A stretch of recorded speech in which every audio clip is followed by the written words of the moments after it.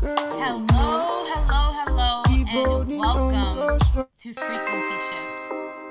the visual and auditory experience that is focused on shifting your frequency one conversation at a time. Today's episode, we are going to be talking about the greatest illusion known to man. Now, what is that illusion? Well, for me, I've come to the conclusion that it is the beast we call fear. Now, over the course of time, fear has done two things for humankind. On one end of the spectrum, it has helped us in our evolutionary process. And the other end of the spectrum, it has worked to cripple us in moving forward in our growth. Now, before I get into the depth of the concept of fear, I want us to go into the history of how it started and where it began.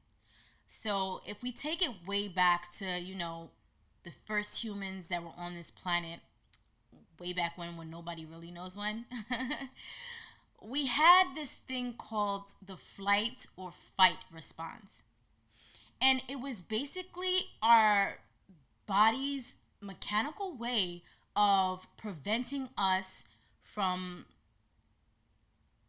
death, basically. And whenever we would come across a fear stimulus or a threat, I would say a threat, when we're met with a threat, the first thing that we do, our body does, is one, we see it visually.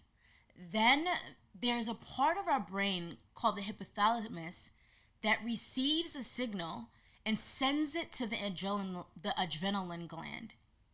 And once that goes to the adrenaline gland, it then releases, secretes a chemical called epinephrine.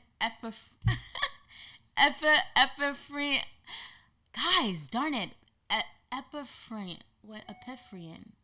Anyway, it releases a chemical that then goes to the liver and turns glycogen into glucose so that we can have the energy to either run or fight that threat. And then it also sends ATP into the liver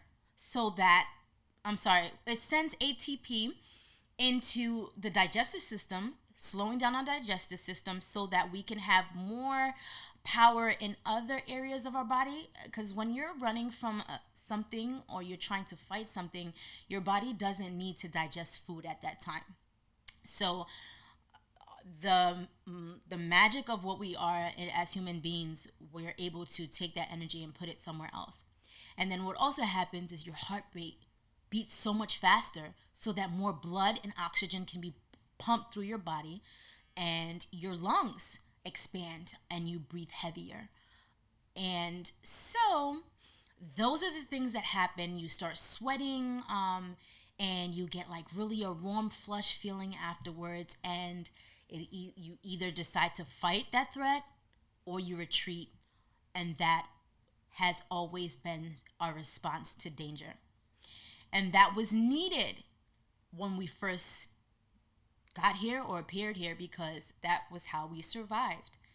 We didn't know what was, good for us or bad for us until we perceived it as a threat or not. And that's how we eventually evolved as humans. Now, fast forward to 2020. Today, human beings still have fear. Now, it is definitely still needed because sometimes we do get into situations where we need to either fight for our life or run for our life. But then it has also crept into other parts of our daily lives. And the reason why it does that is because the brain does this thing where it creates a scenario, right, before we live that scenario so that we can think about all the different possible outcomes. That way we minimize our risks before we make a decision. And that's a great quality to have. However, sometimes it becomes crippling.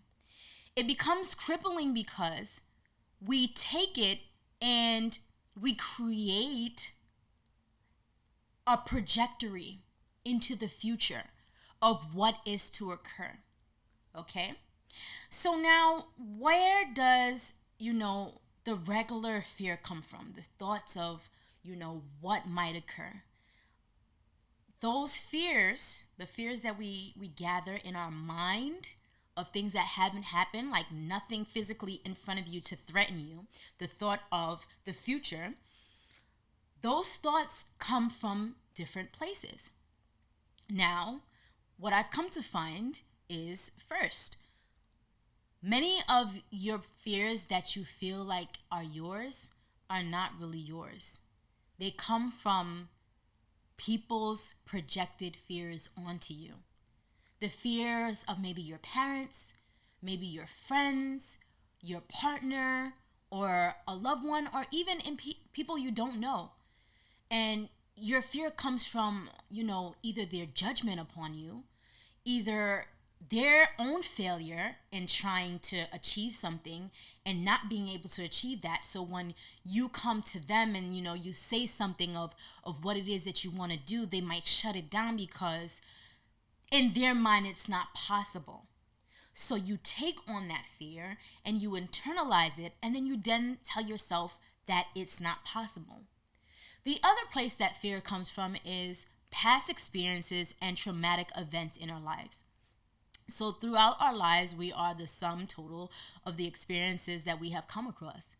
And our brain does this thing where if something happens to us that was not good in our perception and we don't like, we bury it or we put it back in our minds that we never want to go through that experience again. Okay? So whenever we get a trigger, we'll call these triggers, something that happens that takes your brain back to that place, right? That kind of like replays, it might not be the memory, but the response to a situation that is kind of similar. And it sends these signals down your neural pathways that's like, oh my God, this is happening again. I need to protect myself. And so you create this barrier. And that's how fear, takes its place now. And so, again, like I said, from people on the outside and your own past experiences, traumas, and things that have happened in the past. Now, it's crippling because it becomes a problem when you want to move further and advance to a new level of your life. Also when it comes to fear, the feeling of comfortability. Sometimes we can be so comfortable in where we are, in the security of what we have, whether it be a job, whether it be a living situation, whether it be a partner, that we are so afraid of the unknown. Human beings, we have this thing where we like to know what's next.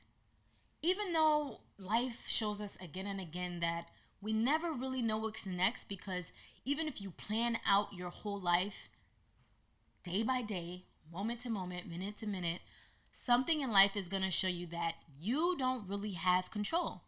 And even though those situations continue to occur to teach you that, sometimes we don't really get the lesson. And we think that we'll still like, this is what I can control, so I'm going to control it as much as I can. But that thought process is also very crippling. So now, what does fear do to us? I kind of like to look at fear as a parasite or a virus that feeds off of its host. And it starts with just one thought. One thought is all it takes for fear to completely consume you. Now, if the danger is not imminent and it's not right here and present, the thought process that we're going through is only projected to the future. So we're sitting in the moment and we're thinking of what could go wrong in the future. So we have already created a thought process that pushes us out there and says, this can't work, or if I do this, this will happen, or I don't know if this will work, or what if, what if I fail? What if my parents aren't proud of me or won't approve? What if people laugh at me? What if I get ridiculed? What if I don't make it? These are common thoughts that go through our mind, and that one thought just spreads itself and it attaches itself to you and it grips and it doesn't let go, and it cripples you from actually taking any action towards what it is you want to do. And I've had conversations with multiple people and even myself, and I realize that the biggest factor that stops us from getting to where we want to go is fear. And when I ask myself or others, what is it that you're afraid of? The first thing will be like, Sammy, well, I don't know. Are you sure you don't know? What is it that you don't know? And it's like, honestly, you know what? Maybe I'm afraid of what other people might say. And that's when the realness comes. So we have to go into fear when it comes, and actually go into the realness of what is causing that fear, right? You see it and you meet it. Because if you don't meet it, it overcomes and it consumes you, and you will never move forward. So a prime example that I'm going to give you, I want to tell you guys a story.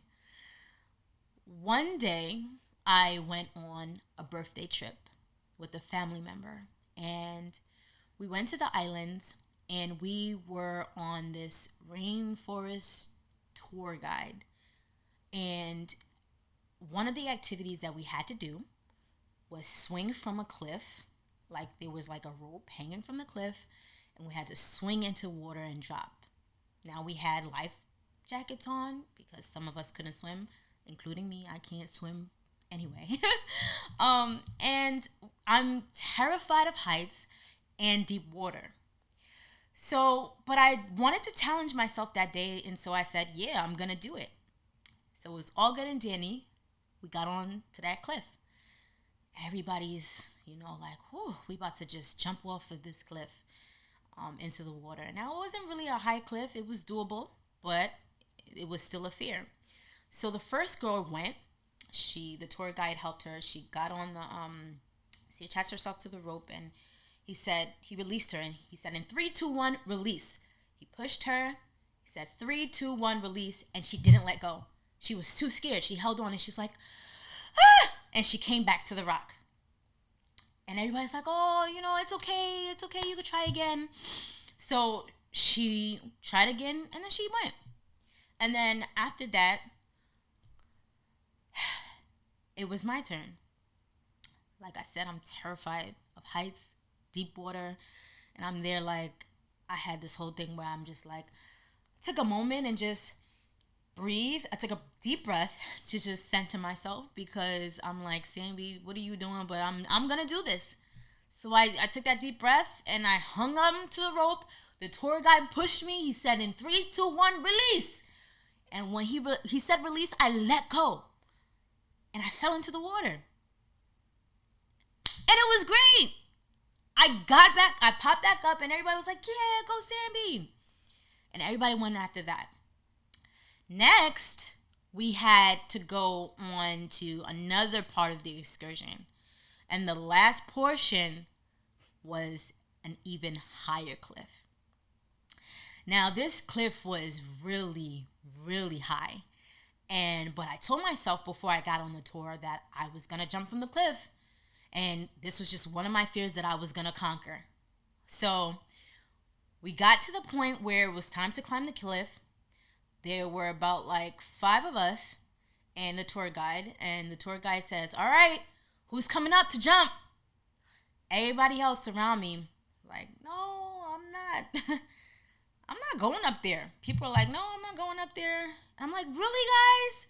You're not going to come? I thought we said we were going to do it. It's like, we'll be rooting for you from down here. And the tour guide was like, so nobody's coming? I was like, I'm going to come. Everybody's like, yeah, go Sandy. And I'm like, whew, all right. So I'm climbing the cliff with the tour guide. And we reached to the very, very top. And so he tells me, he was like, you're up here now. The only way to go down is to jump. And there was another way down, but it was even more dangerous than jumping. Of course, the tour guide, he knew how to jump down, or he knew how to climb down, and I didn't. So I'm at the edge of the cliff, and he's like, I'm going to count to 3, and then I'm going to give you a slight push, and you're going to jump. And I'm like, okay. I look down, and fear just immediately consumed my whole body. And I literally froze. And I'm just like, why did I come up here? Why didn't I just say, no, I'm cool, I'm good. Let me stay down there with everybody else. Why did I come up this cliff? So the tour guide is like, all right, you ready? He's like, 3, 2, 1. I'm like, wait. Please wait. He's like, what's wrong? I'm like, no, I'm not ready. Give me a second. Let me take a breath. Please wait. Everybody's down there like, Sammy, you got this. You can do it. In my head, I'm like, yeah, it's easy for y'all to say y'all down there. Nobody came up here with me, And so I'm just talking to myself. I'm like, Sammy, man, the only way for you to get down is for you to jump. And so he goes again. He's like, all right, I'm going to count to 3. 3, 2, 1. I'm like, wait. Please just wait. Please just give me a second, please. My heart is racing and beating. And I'm just like, oh, my life. And then something happened in that moment. I took a second and I went within.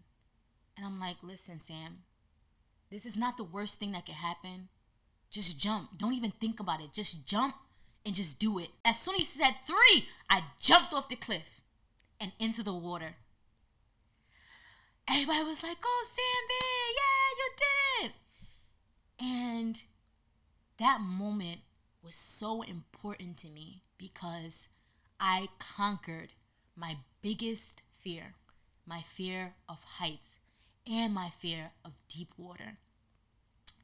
And it made me think about what I'm talking about to you today.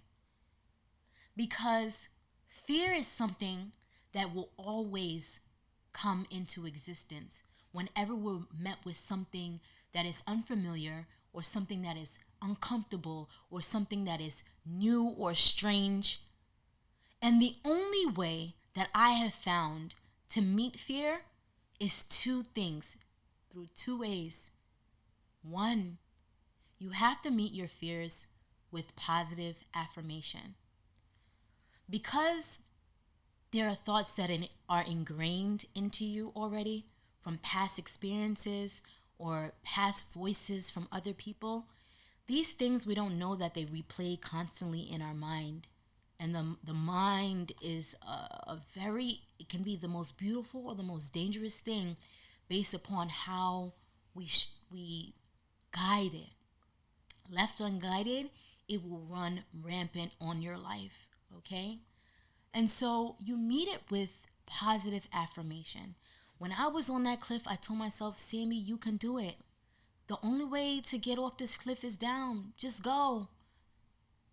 When you are met with an obstacle in your life, when you're met with facing a strange or unknown territory and you don't know what's on the other side, the only thing that you can tell yourself is, I don't know what's going to happen, or I don't know what's on the other side, but I'm going to figure it out. And if you listen to my first introductory episode, you will have heard me say in my story that I quit my job and I didn't have a backup plan. And I told myself, I don't know what's about to happen, but I'm going to figure it out. And certain things in your life, you just have to speak words of encouragement to yourself, words of affirmation to yourself, so that every time that thought comes, the automatic response from your nervous system, your body, is to combat it or to meet it with, I'm going to be all right. This is going to be okay. I'll figure it out along the way. And secondly, the most important part is action. Nothing is ever going to happen if you just say, okay, I'm okay, everything is good, without taking action. If I didn't jump off that cliff, I would still be standing on that cliff. If I didn't take the leap to leave my job, I would still be in the same position as I was, and I wouldn't be where I am today. If you are watching and you don't take that step, you will never know. And that is the greatest defeater. It's not failure. We all fail. And I don't even look at failure as failing. I look at it as lessons that lead you to the next level over and over again. Because with every new level you reach in your life, you will come and meet a new level of fear. And you have to meet it with a new level of confidence and a new level of positive affirmation and a new level of determination to take action. And when you take consistent action, you'll start to notice that fear is in fact the illusion that we create in our minds. It is a future that has not yet existed, but we project that negative and lower vibratory outcome to our future. And one thing I want you to know is that your thoughts are very powerful, and they actually shape your outer world. Your thoughts create your reality. So I want to ask you today, what are you deciding to create? I hope that you've heard what I'm saying, and the next time you're met with fear, you do the two things, the two-step, positive affirmation and consistent action. And then fear will just be a little illusion to you. And you'll know anytime it creeps in, like, all right, you're cool, you're teaching me something new, but I got this, and I'm okay. And that's what I have for you guys today. So, if you've enjoyed today's episode, I want you to go ahead and write a review. Send me a message on Instagram, on my Facebook, on my YouTube. Write a comment, and definitely share with a friend. Remember, you're tuned in to Frequency Shift. And together, we're going to do what it takes to shift frequency. Until next time, guys. Peace, love, and light. I love you all. Girl, you know, keep holding on so strong.